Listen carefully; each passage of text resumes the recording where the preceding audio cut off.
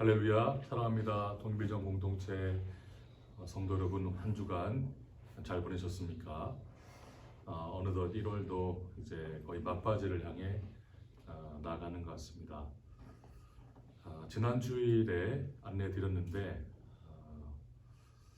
정부 발표에 따라서 2.5단계는 유지하지만 예배에 참석하시는 인원이 공간의 10%로 완화되긴 했습니다.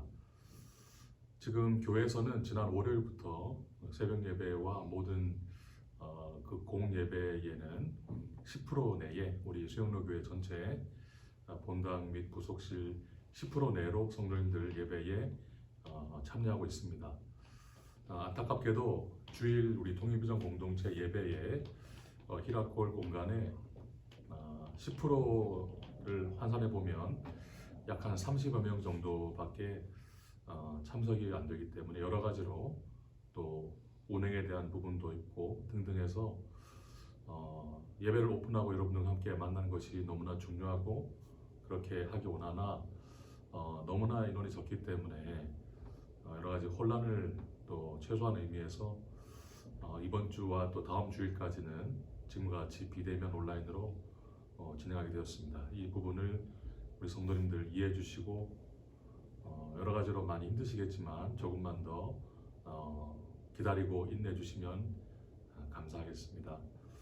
그리고 작년 말부터 공지했던 우리 통독방 아마 많은 분들이 궁금해하시고 또 어떤 분들은 기다리시고 하실 텐데 비대면 예배가 이어지고 있다 보니 목자 임명식 등 여러 가지 일정에 차질이 생겨서 통독방 또한 지금 조금 연기되고 있습니다만 2월에는 그러니까 다음 주일의 마지막 1월 31일 주일에 통독방 안내를 해드리고 그 다음 월요일부터 바로 시작할 수 있도록 더 늦지 않도록 그렇게 할 예정에 있고요. 저희들은 지금 우리 교회적으로도 바이블 온으로 아마 교구 성도님도 아시겠지만 성경 1독, 2독, 3독 목표로 하고 있지만 저희는 조금 다르게 통독도 중요하오나 우리 사랑방 식구들과 함께 좀 함께 나누고 또 격려하고 함께 나가는 의미가 더 강한 것 같습니다. 그래서 한 주 동안 지금도 했겠지만 우리 사랑방별로 우리 섬기 목자님들 좀 독려하셔서 단체방을 좀 개설하시고 조금씩 소통하시면서 이제 통독방 시작되면 바로 함께 할 수 있도록 그렇게 준비해 주시고요. 필요하면 저희가 따로 우리 성기 목사님께 연락해서 통독방에 대해서 안내해 드리도록 하겠습니다. 아마 모든 성도님들이 함께 하시기 때문에 하루에 많은 양을 읽어 나가기에는 아마 좀 어려움이 있을 것이다 판단하고 있습니다. 그래서 적당한 양을 무리하지 않도록 매일매일 곱씹어 읽을 수 있도록 그렇게 분량을 택해서 함께 시작하는 데 의미를 두고 말씀을 함께 읽도록 하겠습니다. 기대해 주시고 또 기도해 주시면 감사하겠습니다. 오늘 이 말씀을 우리 구글 문서 그 링크로 들어오신 분들은 아마 오늘 본문을 다 읽고 들어오셨겠지만 또 유튜브로 오늘 이 말씀 영상만 보시는 분들은 본문 말씀을 아직 읽지 못하신 분들이 아마 있을 것 같아요. 오늘 본문 말씀은 요한복음 4장 1절로 15절까지 말씀, 또 사실은 4장 전체의 말씀으로 본문을 택하지만 오늘 말씀은 1절로 15절까지 말씀입니다. 익히 아시는 바대로 사마리아 여인에 대한 말씀이에요. 이 말씀을 오늘 함께 나눌 때 은혜 받기 원합니다. 사랑하는 성도 여러분, 오늘도 이 주일 아침에 수영로 교회 본당의 3층에 조그만 공간에서 예배를 먼저 이렇게 말씀을 녹화하고 있습니다. 어느덧 여러 번 이렇게 녹화를 하고 있지만 여전히 그렇게 적응은 되지 않는 것 같습니다. 여러분들 얼굴을 뵙고 여러분들 숨결을 느끼고 또 얼굴을 보고 또 함께 나누면서 예배를 드리는 것이 힘이 되고 기쁨이 되고 또 서로에게 격려가 되는데 카메라 앞에, 제 핸드폰 카메라 앞에서 이렇게 말씀을 한다는 것이 아직까지도 참 어려운 부분이 있는 것 같아요. 아마 댁에서 또 여러분 각자 삶에서 이 예배를 지금 함께 드리고 있는 분들 집중이 잘 되실지 잘 모르겠고, 또 여러 가지 다른 어려움들이 있지 않는지, 또 마음이 잘 모아지는지, 또 말씀 연회가 되는지 여러 가지로 참 염려가 되는 부분이 많지만, 그럼에도 불구하고 이런 방법이 불가능할 때보다는 그래도 훨씬 감사한 것 같고요. 이렇게라도 여러분들을 대할 수 있는 것이 감사합니다. 또 지난주도 말씀드렸지만 그 구글 닥스 여러분에게 드린 링크로 예배 드리는 분들 꼭 마지막에 여러분의 믿음의 다짐과 여러 가지 그 말씀들을 꼭 남겨주시면 저에게도 힘이 되고, 또 여러분들 개개인의 어떤 삶에 대한 이야기, 또 기도 제목들, 또 여러 가지 여러분의 처한 상황들, 기쁜 이야기들이라는 이런 모든 것들을 남겨주시면 더욱 큰 은혜가 될 것 같습니다. 기억해 주시고 그렇게 함께 해주시기 바랍니다. 우리가 함께 있는 것으로 생각하고 함께 소통하는 것으로 이 시간 그렇게 상상하면서 오늘 말씀을 나눠보기 원합니다. 우리가 이 세상 살아갈 때 하나님이라고 하는 존재를 전혀 알지 못하고 있다가 하나님이라고 하는 분이 있다는 것을 아마 여러분들이 처음 알게 되었던 때가 있을 겁니다. 모두에게 다 그런 때가 있죠. 어떤 분들은 아주 이른 나이에 그렇게 되신 분도 있고, 어떤 분들은 정말 나이가 많이 드셔서 그렇게 알게 되신 분도 있을 겁니다. 또 우리 모두는 다 그 사이에 있겠죠. 주님을 언제 처음 들었든지 상관없이 우리 인생에 처음 주님을 알게 되었던 때가 있습니다.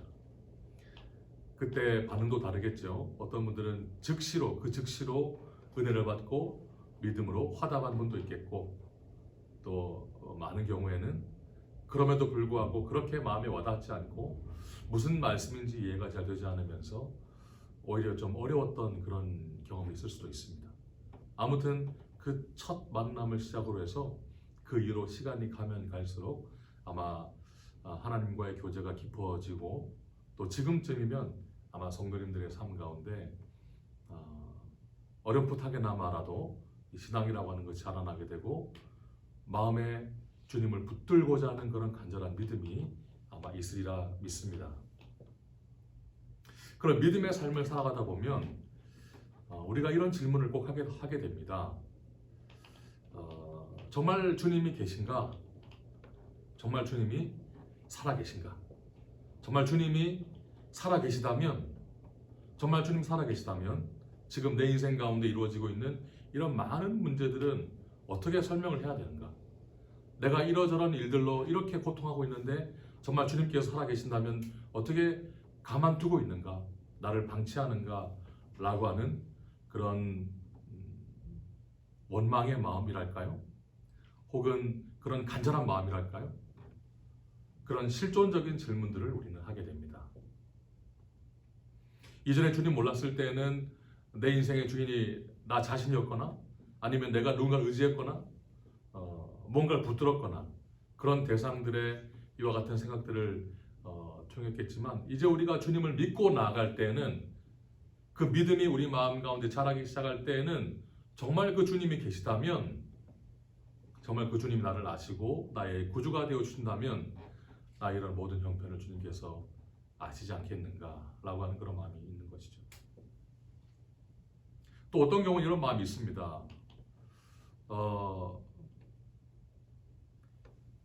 앞전과 동일한 상황이겠지만 정말 주님께서 나의 모든 형편을 아시고 나의 모든 생각을 아시고 나의 모든 간절함을 다 아신다고 생각하지만 동시에 이런 마음이 있는 것이죠. 나 자신을 볼 때, 나의 모습을 바라볼 때 내가 과연 주님께 사랑을 받을 만한, 내가 주님께 관심을 받을 만한 어떤 점이 있을까? 이 부분은 우리의 죄악됨과 우리의 죄성을 자각할 때 나오는 것이죠. 나와 같은 이런 추악한 죄인이 과연 주님께 나아갈 만한 어떤 자격이 있는가라고 하는 그런 마음들이 우리의 생각을 짓누르기 시작할 때 어떤 경우에는 주님께 나아가고자 하는 간절한 마음이 있음에도 불구하고 또 한편으로 우리 자신의 자격 없음에 대하여 주님께 너무나 죄송한 마음도 들고 송구한 마음도 들고 이 마음이 더 커지게 되면 주님께 나아갈 자격이 없다라고 생각이 들 때도 아마 있을 것입니다. 오늘은 그런 마음을 나누기 원합니다. 우리가 주님께 나아가고 싶지만, 주님을 간절히 찾고 싶지만, 주님을 간절히 붙들고 싶지만 우리가 주님께 나아가기 힘들 때가 있지 않는가? 그건 다른 것이 아니라 우리가 주님을 몰라서가 아니라 주님을 잘 알고 주님을 붙들기 원하고 주님을 간절히 원하지만 내 자신의 나약함과 내 자신의 죄악됨과 내 자신에 있는 한계 때문에 주님께 나아갈 자격이 없다라고 하는 나 스스로의 죄의식이 있을 수 있다는 것입니다. 오늘 본문 말씀을 보시겠습니다. 4장 초반에는 이런 말씀이 나와 있죠. 예수님께서 유대에서 모든 사역을 마치시고 갈릴리로 나아가실 때 사마리아를 거쳐서 가시게 되었다는 말씀이에요. 쉽게 얘기해서 유대 남쪽에서 북쪽 갈릴리로 올라가시면서 사마리아를 둘러서 가시게 되었다는 얘기입니다. 사마리아를 둘러 가실 때 사마리아에 있는 수가라고 하는 지역을 거쳐 가시게 되었다라고 나와 있습니다. 예수님께서 그 야곱의 우물을 지나가게 되었을 때 그때 시간이 성경 말씀에는 6시쯤 되었더라라고 나와 있는데, 이 6시는 우리의 시간으로 하자면 낮 12시인 것입니다. 낮 12시. 그러니까 낮 12시쯤에 해가 내리쬐기 시작하는 바로 그 시간에 주님께서 제자들과 함께 사마리아 수가라고 하는 지역에 도착하게 되었다는 얘기죠. 7절 말씀에 이런 말씀이 있습니다. 사마리아 여자 한 사람이 물을 기르러 왔음에 예수께서 물을 좀 달라 하시니. 자, 낮 12시쯤에 남쪽에서부터 아마 며칠을 걸려서 사마리아 수가라고 하는 지역에 아마 도착했을 것입니다. 최종 목적지는 둘러서 갈릴리로 가는 것이지만 이 수가라고 하는 지역을 지금 지나가게 된 것이죠. 시간은 낮 12시입니다. 그때 어떤 여인이 그 우물에 물을 기르러 왔습니다. 근데 이 당시에는요, 아마 많이 아시겠지만 우리의 지금 문화하고 좀 다른 것이, 낮이 되면 너무나 뜨겁기 때문에 낮이 되면 사람이 움직이지가 않습니다. 그 가장 뜨거울 때는 그 햇빛을 피해서 모두 다 서늘한 그늘에서 낮잠을 취하는 것이죠. 실제로 저도 한번 중동 지방 가봤더니 딱 이 비슷한 시간에는 모두 다 움직이지 않더군요. 제가 갔을 때는 한여름이었는데 바깥 기온이 한 45, 6도를 오르내렸습니다. 아무도 밖에 나가지 않는다는 겁니다. 이 지역 사람들은 집 구조도 집에 들어가면 지하가 있는데 지하에다 들어가서 에어컨을 켜놓고 서늘하게 놓고 낮에 한 2시간 정도 낮잠을 주무시더라고요. 그런 경험을 통해서 이때 그렇게 했겠구나 라는 것을 알게 됐는데, 아무튼 아무런 사람이 움직이지 않는 그때에 한 여인이 오늘 등장합니다. 그 여인이 물을 기르러 왔을 때 예수님께서 말씀을 하셨죠. 물을 좀 달라고 하셨습니다. 그리고 8절 말씀에 보면요, 이는 제자들이 먹을 것을 사러 그 동네에 들어갔음이러라 라고 나와 있습니다. 그러니까 제자들이 지금 예수님 곁에 아무도 없었기 때문에 굳이 예수님께서 여인에게 물을 달라고 말씀을 하신 것이다 라고 하는 설명입니다. 그런데 여러분, 바로 이 장면이 이 여인에게서는, 이 여인의 입장에서는 예수님께서 다른 누구도 대동하지 않고 홀로 우물가로 찾아오셔서 아무도 관심 갖지 않는 자신에게 말을 걸어주는 장면이 되는 것이죠. 이 여인은 다름 아닌 많은 남편을 갖고 있는 사람이었어요. 그러니 뭔가 평탄치 않은 사람이었습니다. 한 남자를 만나서 안정적인 가정을 꾸리고 살아가는 그런 여인이 아니었고 많은 사연이 있는 사람이었습니다. 남편이라고 부를 만한 사람이 한둘이 아니었죠. 그러니 이 사람은 그 마을에서도 손가락질을 당했고요. 그 사람들의 눈을 피해서 아무도 움직이지 않는 낮 시간에 우물가로 물을 구하러 간 것입니다. 여러분, 이 여인은 너무나 마음이 외로웠을 것입니다. 자기의 마음을 나눌 수 있는 사람도 없고 자기를 알지 못하는 사람들에게도 편견과 선입견을 받아가며 그 따가운 눈총을 받아가면서 누구 하나 자기를 이해해줄 사람 없이 그렇게 힘겹게 마음의 문도 닫힌 채 살아가고 있던 바로 그런 여인이었습니다. 바로 그 여인에게 그 누구도 만나지 않았을 법한 그 시간에 자신에게는 너무나 평범하고 일상적이고 매일 똑같은 바로 그 시간에 예기치 않은 만남이 이루어지게 되었는데 그분이 바로 예수 그리스도셨던 겁니다. 그런데 그 여인은 그 주님을 알지 못했던 것이죠. 물을 좀 달라고 하는 예수님의 그 말씀에 여인이 이렇게 답을 합니다. 당신은 유대인으로서 어찌하여 사마리아 여자인 나에게 물을 달라 하나이까?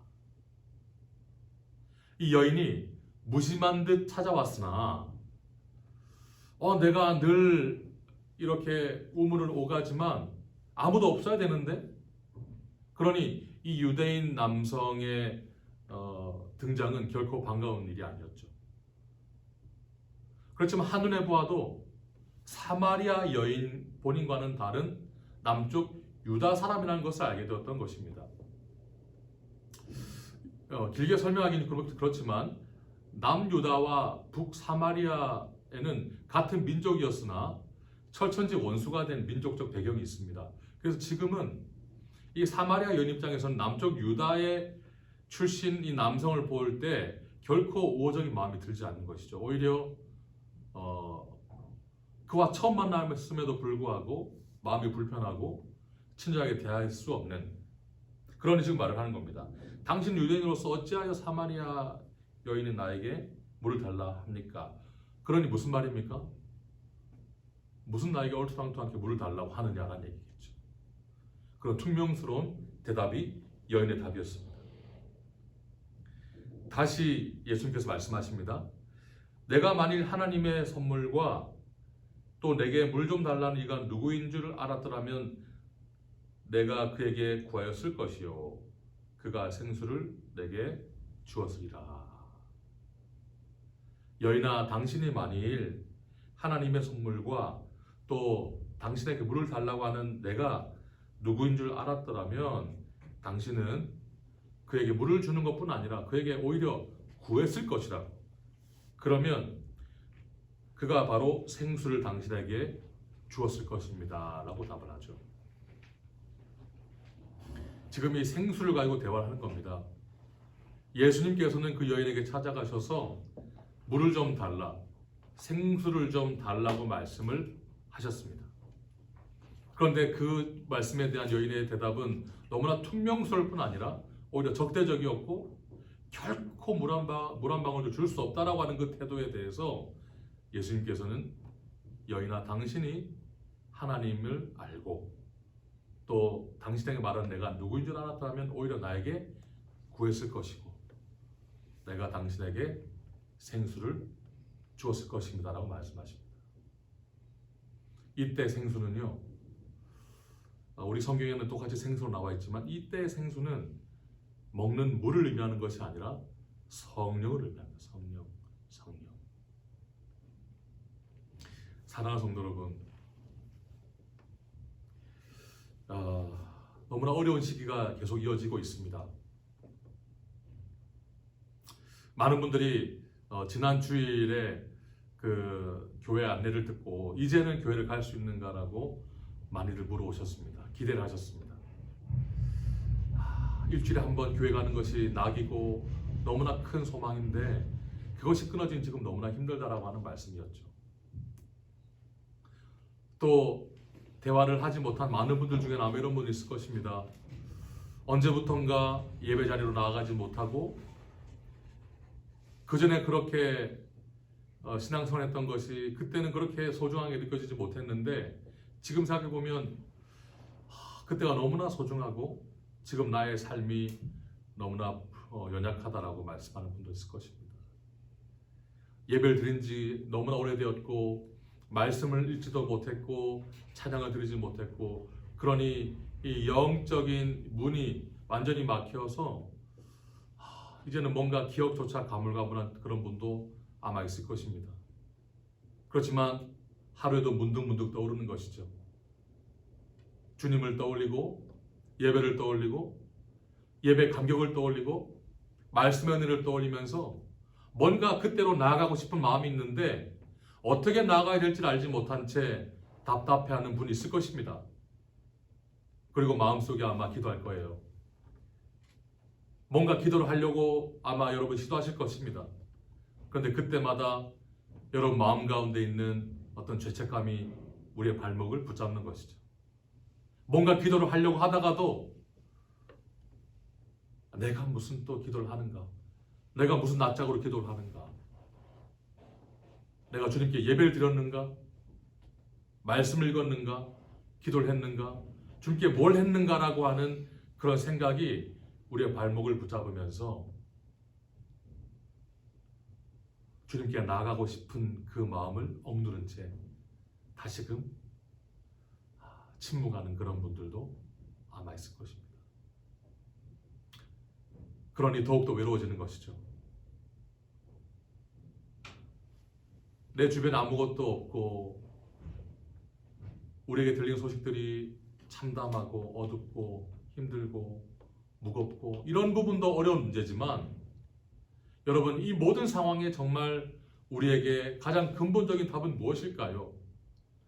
세상 천지 모든 것 없다 할지라도 우리 심령 가운데 주님이 굳건히 계시다면 우리는 이겨낼 수 있는데 반대로 모든 것 다 가지더라도 우리 마음 가운데 주님이 없으면 우리가 어떻게 견딜 수가 있겠습니까?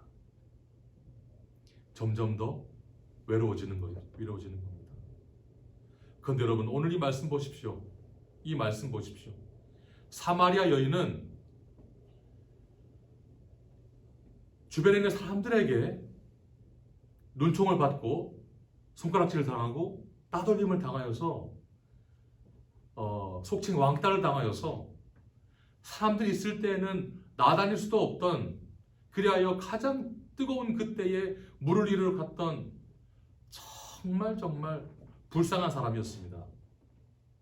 그 물리적인 거리가 결국은 그의 마음까지 침투하여서 사람들과 마음을 나누지 못하고 자신의 상황을 나누지 못하고 위로받지 못하고 격려받지 못하게 되었죠. 그런 그 여인의 심령 가운데 바로 그 심령 가운데 예수님께서 찾아오신 겁니다. 그가 예수님을 찾아간 것이 아니라 예수님이 그를 위해 찾아오신 거예요. 예수님께서는 유대에서 갈릴리로 가셔야 됐지만 굳이 사마리아를 들르신 것이죠. 사마리아 수가로 찾아가신 겁니다. 그리고는 많은 제자들을 그들에게 일을 맡겨서 자리를 비키게 하시고 홀로 그 여인이 오는 우물로 가신 겁니다. 그리고는 그 여인에게 말씀을 거신 거예요. 물을 좀 달라고 하신 거예요. 그 여인이 가진 것으로 말씀하시는 겁니다. 여인이 알아들을 수 있는 말씀을 하신 거예요. 사랑하는 성도 여러분, 우리는 그렇지 않습니까?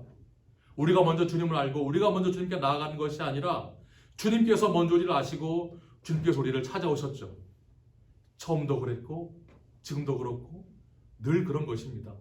우리가 주님께 나아갈 어떠한 자격도 없고 어떠한 주님께 나아갈 그 무엇도 없다라고 하는 우리의 고백은 사실 언제가 되어도 변하지 않을 만한 사실인 줄 믿습니다.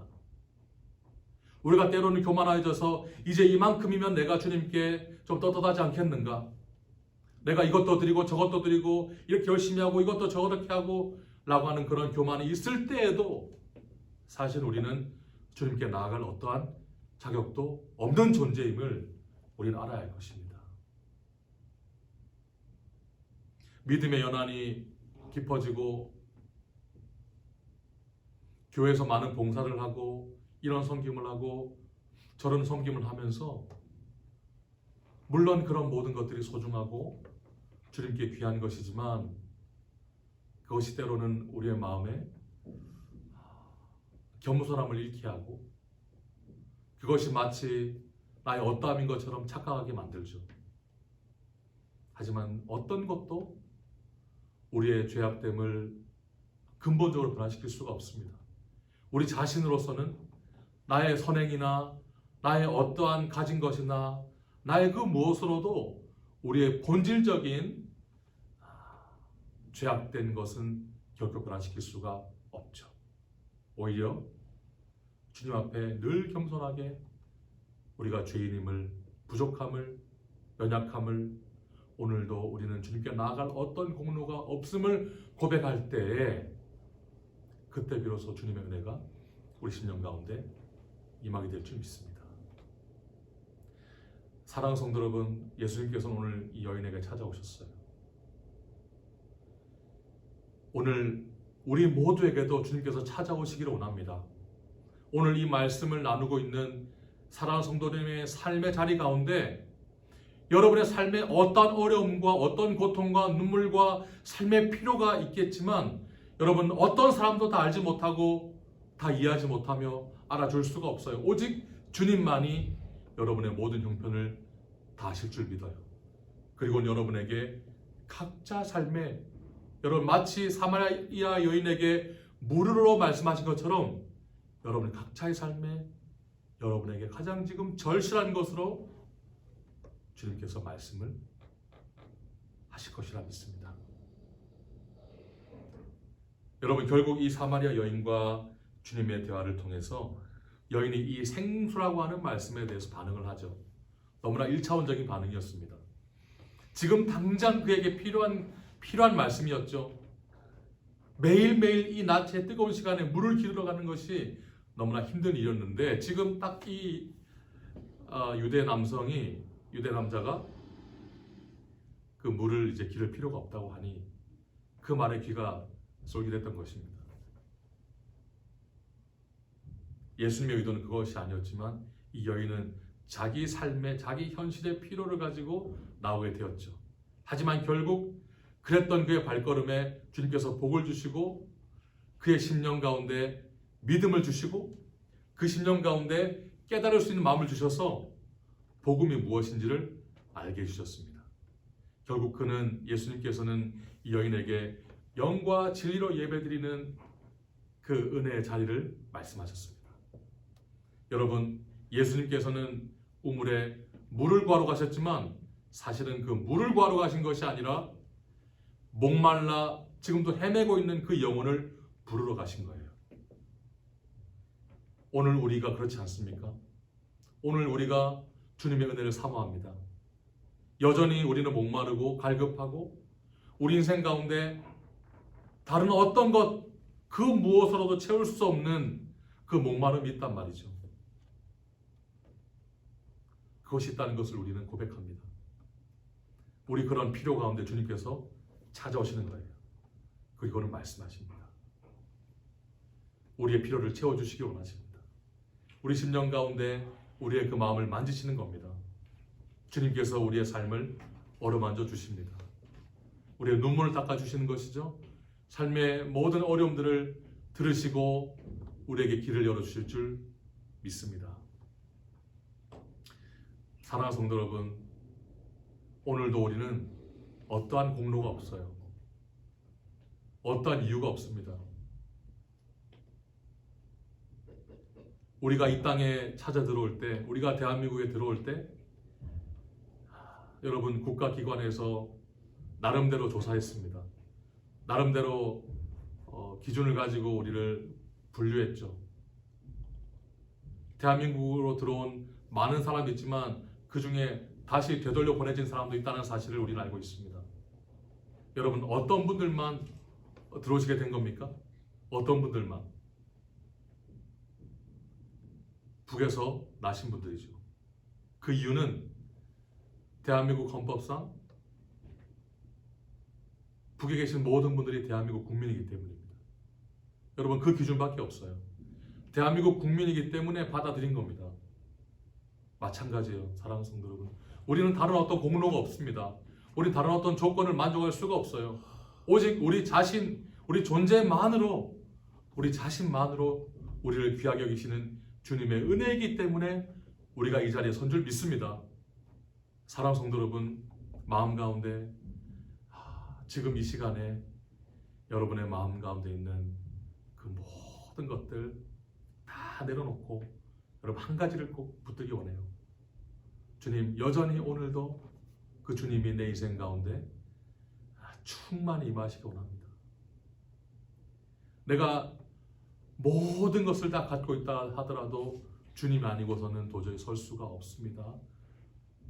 라고 고백하는 우리 모두가 되기 원합니다. 사랑하는 성도 여러분, 이 추운 겨울도 이제 끝나고 있습니다. 물론 중부지방이나 또 북녘에는 여전히 추위가 있지만 이 추위도 언젠가 끝나겠죠. 정말 이 얼어붙은 동토의 땅 그 아래에는 지금도 생명이 움트고 있지 않겠습니까? 여러분 시간은 흐르고 주님의 때는 있습니다. 지금 우리가 어떤 계절을 보내든지 간에 여러분 우리의 눈에 보이는 어떤 것들 그것들에 좌우되지 마시고 생명의 주님을 붙드시고 오늘 우리의 자리가 아무리 춥고 견디기 힘들다 할지라도 주님께서 내 인생 가운데 찾아오셔서 내 이름을 부르시고 나의 필요를 채우시고 내 삶의 모든 것을 다 어루만지시며 나의 눈물을 닦으시고 나를 가장 귀한 것으로 채우실 것이라고 하는 그 믿음으로 오늘도 일어서시고 한 주간도 살아내시고 늘 주님과 동행하는 우리 모든 통일부정 공동체 성도님 되기를 주님의 이름으로 축복합니다. 다 같이 한번 기도하겠습니다. 사랑의 주님 감사합니다. 우리가 주일 예배를 통해 한 주간 각자의 삶을 살다가 이 예배 처소에서 함께 만나고 손을 붙잡고 삶을 나누며 함께 기뻐 예배하는 그 시간이 얼마나 소중했는가를 오늘 이 시간 다시금 새삼스럽게 고백합니다. 아버지 하나님, 그 시간을 우리에게 속히 허락해 주시기를 원합니다.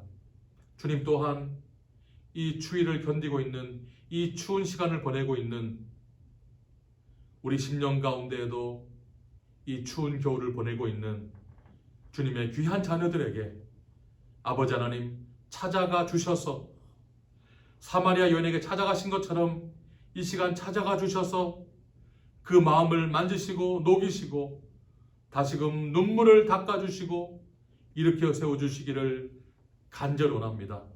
주님, 우리가 기도하는 많은 것들이 있습니다. 우리 삶에 필요한 것들이 있습니다. 우리 북녘에 살아가는 가족들을 향한 뜨거운 마음이 있습니다. 주님, 다 아실 줄 믿습니다. 주여 함께하여 주시옵소서.